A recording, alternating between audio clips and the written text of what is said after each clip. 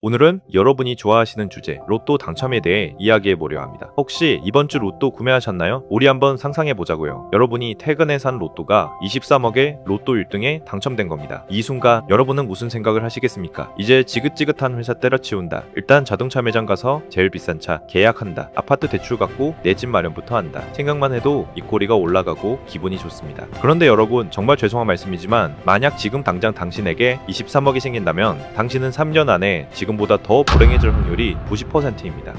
여기서 왜? 라는 의문이 드실 텐데요. 이건 저주하는 게 아닙니다. 이건 통계입니다. 실제로 로또 1등에 당첨된 사람 10명 중 8, 9명은 당첨금을 모두 탕진하고 심지어 당첨 전보다 더 많은 빚을 지거나 가정이 파탄난다는 사실 알고 계셨나요?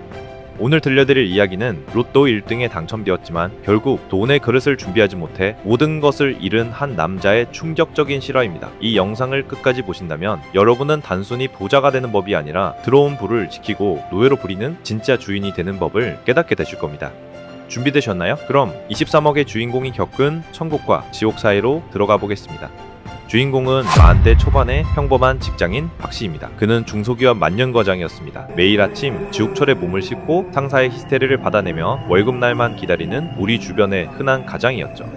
그러던 어느 토요일 밤 기적이 일어납니다. 습관처럼 샀던 로또가 1등에 당첨된 겁니다. 당첨금은 약 35억 원, 세금을 제하고 나니 통장에 약 23억 원이 입금되었습니다. 박씨는 처음엔 아주 이성적이었습니다. 뉴스를 보면 로또 1등 되고 나서 흥청망청 쓰다가 패가망신한 사람들 이야기가 많잖아요. 박씨는 다짐했습니다. 나는 절대 저렇게 안 된다. 나는 스마트하게 관리할 거야. 그는 당첨 사실을 아내와 부모님에게만 알렸습니다. 그리고 회사도 그만두지 않았습니다. 농협 본점에서 나오면서 그는 스스로가 너무 대견했습니다. 그래, 이렇게 평정심을 유지하는 게 진짜 부자지. 통장에 23억이 꽂혀있다는 사실은 박씨의 태도를 미묘하게 바꿔놓기 시작했습니다. 가장 먼저 바뀐 건 소비가 아니라 마음이었습니다. 어느 날 부장님이 박씨를 불러 업무 실수를 지적하며 소리를 질렀습니다. 예전 같으면 죄송합니다. 시정하겠습니다. 하고 고개를 숙였겠죠. 그런데 그날은 달랐습니다. 부장님의 넥타이를 보며 속으로 이런 생각이 들더랍니다. 저 인간 연봉 기껏해야 6천만 원 받을 텐데 내 통장 이자만도 못한 주제에 어디서 손괴질이야. 속으로 비웃음이 나오니 표정 관리가 안 됩니다. 결국 말대꾸하게 되고 회사 생활은 점점 꼬이기 시작합니다. 에이, 더러워서 못해 먹겠네. 내가 돈이 없냐 가오가 없냐. 박씨는 결국 사표를 던집니다. 통장에 있는 23억이 든든한 백이 되어주었으니까요. 회사를 그만두니 시간이 남아놉니다. 그동안 고생한 자신에게 보상을 주기로 합니다. 강남 아파트는 너무 비싸니까 일단 우리가 살던 전세 대출부터 갚고 10억짜리 브랜드 아파트를 사자. 여기까진 합리적입니다. 그런데 새 집에 이사가니 가구가 눈에 밟힙니다. 소파도 바꾸고 TV도 100인치로 바꾸고 냉장고도 바꿉니다. 그리고 남자의 로망, 자동차. 그동안 국산 소형차 타느라 고생했잖아. 이제 성공한 남자의 상징 하나쯤은 있어야지. 독일 3사 중에서도 최고급 세단을 1억 5천만 원 주고 일시불로 긁습니다. 차문을 열었을 때 나는 그 고급스러운 가죽 냄새, 엑셀을 밟을 때의 웅장한 배기음, 운전대를 잡을 때마다 자신이 세상의 왕이 된 것 같았습니다.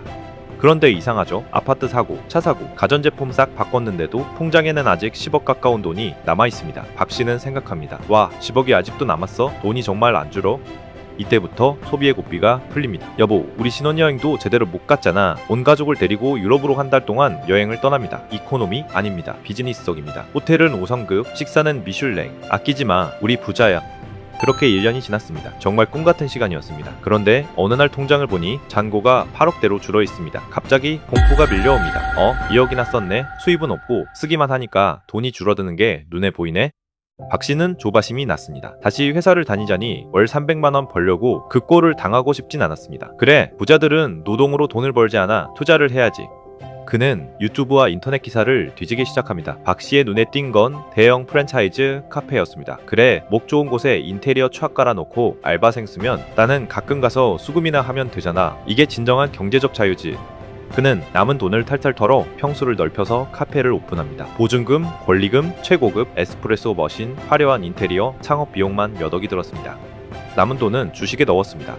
오픈 첫 달 지인들이 화환을 보내고 손님들이 북적였습니다. 매출이 하루에 몇백만 원씩 찍힙니다. 계산기 두드리며 흐뭇해했습니다. 역시 사업이 답이었어. 회사 다닐 때 1년 벌고 한 달이면 버네. 하지만 그 행복은 딱 몇 개월 갔습니다. 가게 건너편에 더 트렌디하고 가격이 저렴한 저가형 커피 프랜차이즈가 들어섰습니다. 손님들은 썰물처럼 빠져나갔습니다. 매출은 반토막이 났는데 고정비는 그대로입니다. 월세 800만원, 알바생 4명 인건비, 재료비, 전기세, 숨만 쉬어도 매달 수천만 원이 통장에서 빠져나갑니다. 밥씨는 카페 경험이 전무했습니다. 커피 맛을 잡을 줄도 모르고 직원 관리도 할 줄 몰랐습니다. 그저 사장님 놀이에 취해 카운터에 앉아있기만 했죠.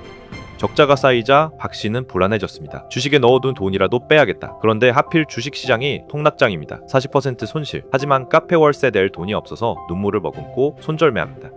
그렇게 1년 뒤 박씨는 카페를 폐업합니다. 권리금은커녕 원상복구 비용만 더 들었습니다. 아파트를 담보로 대출을 받기 시작합니다. 고급 승용차는 중고차 딜러에게 넘겼습니다.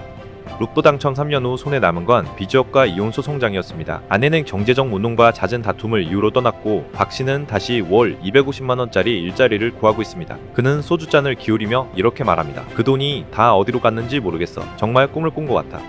여러분, 박씨의 이야기가 남의 일 같으신가요? 그는 나름대로 행복하게 살려고 노력했고 미래를 위해 창업까지 했습니다. 그런데 왜 망했을까요? 여기서 우리는 부의 그릇이라는 개념을 이해해야 합니다. 돈은 물과 같고 사람의 마음은 그릇과 같다고 합니다. 박씨의 그릇은 월급 300만원을 담을 수 있는 소주잔만한 크기였습니다. 그런데 거기에 갑자기 23억이라는 폭포수가 쏟아진 겁니다. 어떻게 될까요? 물이 넘치는 정도가 아니라 그릇 자체가 수압을 견디지 못하고 깨져버린 겁니다. 그릇이 깨지니 원래 담겨있던 소중한 것들 가족, 평범한 일상, 자존감까지 싹 쓸려 내려간 것이죠. 여러분의 그릇을 키우기 쉽다면 이 4가지를 꼭 기억하라고 하는데요. 함께 살펴보겠습니다. 첫째, 돈을 버는 능력. 이건 박씨가 회사 다닐 때 하던 겁니다. 남의 밑에서 일하든 사업을 하든 돈을 벌어오는 능력이죠. 로또는 이 능력이 아닙니다. 그저 운이죠. 박씨는 스스로 돈을 버는 능력을 키우지 않고 운으로 얻은 돈을 자신의 능력이라 착각했습니다. 이게 첫 번째 패착입니다. 둘째, 돈을 모으는 능력. 돈을 잘 번다고 부자가 되는 게 아닙니다. 연봉 1억 받아도 1억 2천 쓰는 사람은 가난뱅이입니다. 돈을 모으는 능력은 관리 능력입니다. 영수증 챙기기, 불필요한 지출 줄이기, 세금 공부하기. 박씨는 이 과정 없이 돈을 펑펑 쓰기만 했습니다. 작은 돈을 우습게 하는 사람은 절대 큰 돈을 모을 수 없습니다. 셋째, 돈을 유지하는 능력. 이게 가장 중요합니다. 별표 5개 주세요. 부자가 되는 것보다 부자로 사는 게십배는 더 어렵습니다. 돈을 유지한다는 건 수비력입니다. 사기꾼을 알아보는 눈, 무리한 투자를 하지 않는 인내심, 자산 포트폴리오를 짜는 지식. 박씨는 카페 창업이라는 공격만 알았지 리스크 관리라는 수비를 전혀 몰랐습니다. 뭉칫돈이 생겼을 때 가장 먼저 해야 할 일은 공부이지 투자가 아닙니다. 넷째, 돈을 쓰는 능력. 마지막, 돈을 쓰는 능력입니다. 돈 쓰는 걸 누가 못해? 라고 하시겠죠? 아닙니다. 돈을 잘 쓴다는 건 가치 있는 곳에 쓴다는 뜻입니다. 허세를 위해 비싼 차를 사고 남들 보여주기 위해 명품을 사는 건 돈을 버리는 행위입니다. 반면 나를 성장시키는 책을 사고 내 가족의 건강을 챙기고 어려운 이웃을 돕는 건 돈을 심는 행위입니다. 박씨는 자신의 자존심을 세우는 데만 돈을 썼습니다. 돈은 그런 주인을 경멸합니다. 오늘 이야기를 정리해보겠습니다. 로또 1등 23억, 정말 큰 축복입니다. 하지만 준비되지 않은 분은 축복이 아니라 재앙이 될 수 있습니다. 망한 이유는 로또 때문이 아닙니다. 그의 마음의 그릇이 돈보다 작았기 때문입니다. 여러분은 어떠신가요? 만약 오늘 당장 통장에 10억이 들어온다면 그 돈을 지킬 수 있는 금융 지식과 단단한 마음가짐을 가지고 계신가요? 아니면 박씨처럼 차 바꾸고 회사 그만둘 생각부터 먼저 하시나요? 우리가 로또를 사면서 해야 할 일은 당첨되게 해달라고 소원을 비는 것도 있겠지만 내가 10억, 20억을 담을 수 있는 사람인가 도 체크하고 먼저 돌아보는 것입니다. 그릇을 키우세요. 경제 공부를 하고 돈을 대하는 태도를 바꾸고 작은 돈도 소중히 여기는 습관을 들이세요. 그렇게 그릇이 커지면 로또가 아니더라도 돈은 자연스럽게 여러분의 그릇에 고이게 될 것입니다. 돈은 준비된 자에게만 머무릅니다. 현재 매주 로또 1등 당첨자가 탄생하고 있는데요. 우리가 되지 말라는 법은 없습니다. 로또 1등이 되었을 때 저도 여러분도 오늘 이야기를 기억했으면 좋겠습니다. 오늘 영상이 여러분의 부의 그릇을 조금이라도 넓히는데 도움이 되셨다면 좋겠습니다. 긴 글 끝까지 함께 해주셔서 감사드리며 여러분에게도 행운이 함께하길 바랍니다. 가시기 전에 좋아요 한 번씩 눌러주시고요. 좋은 기운 받아가시면 좋겠습니다. 앞으로 더욱더 좋은 이야기, 좋은 영상 만들 테니 형편되신다면 구독도 한 번씩 눌러주시고요. 저는 다음 영상으로 찾아뵙겠습니다. 감사합니다.